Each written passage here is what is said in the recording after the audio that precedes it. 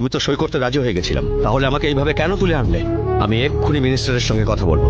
আপনাকে এখানে ওই মিনিস্টার নিয়ে আসেনি স্যার, আপনার ছেলে নিয়ে এসছে। তাহলে তো এখানে আর এক মুহূর্তও থাকবো না। আপনি কোথাও যাবেন না। তুমি আমার মনের অবস্থাটা বুঝতে পারছো?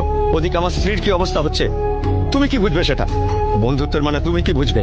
বাবা ছেলের সম্পর্ক নষ্ট করে দিয়েছো। তোমার মতো গুন্ডারা কি বুঝবে সম্পর্কের গুরুত্ব?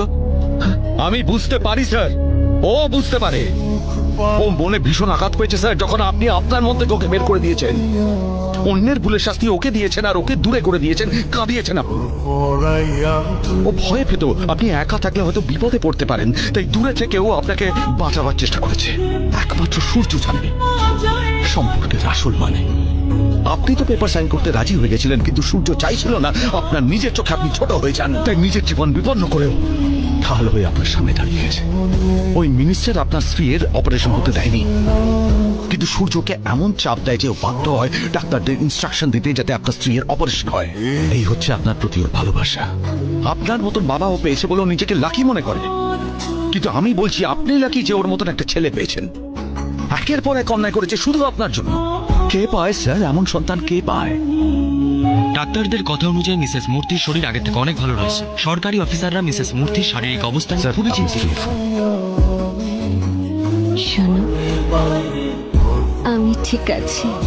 আমি ভেবেছিলাম তোমাকে আর কোনোদিন দেখতে পাবো না। সূর্য মা, বাবা ডাক্তার মাকে কথা বলতে বারণ করেছেন। বাবা, তুই মুখ ফুটে সত্যি কথাটা আমায় কেন বলিসনি? বাবা মা মনের কথা বুঝতে পারে, অন্যদের কিছু বলার প্রয়োজন হয় না। সূর্য, আমরা সব মিডিল ক্লাস লোক, আর ওই মিনিস্টার অনেক ক্ষমতাশালী। আমি মিডিল ক্লাস হাই ক্লাসে বিশ্বাস করি না বাবা। শুধু দুটো ক্লাস হয়, যারা ভুল করে আর যারা ঠিক করে। 30 বছর ধরে সৎ পথে যে সম্মান তুমি অর্জন করেছো, তাতে ওই মিনিস্টার কিছুতেই দাগ লাগাতে পারবে না। ওকে এটা আমি করতে দেব না।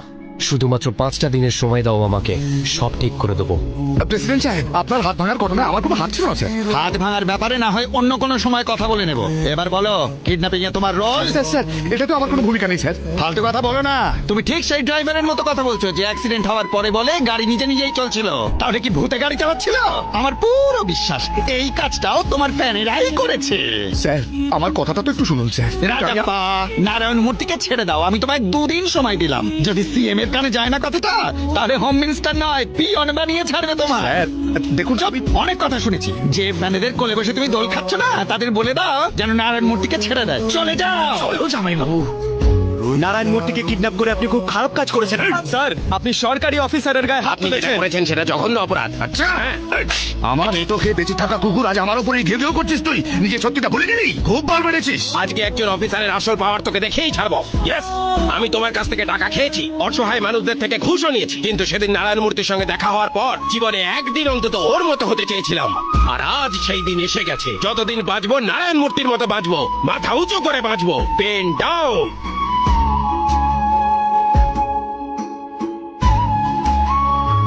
Breaking news, minister Rajappa chief officer উদয়কে থাপ্পড় মারায় অফিসার উদয় পেন ডাউন আন্দোলন শুরু করে দিয়েছেন।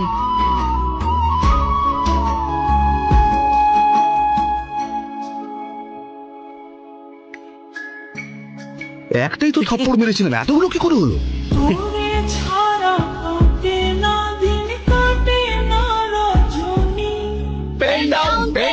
সমস্ত সরকারি দপ্তর বন্ধ রয়েছে। রোডওয়েজ চাক্কা বন্ধ ঘোষণা করেছে। শহরে কারফিউর মতো পরিস্থিতি তৈরি হয়েছে।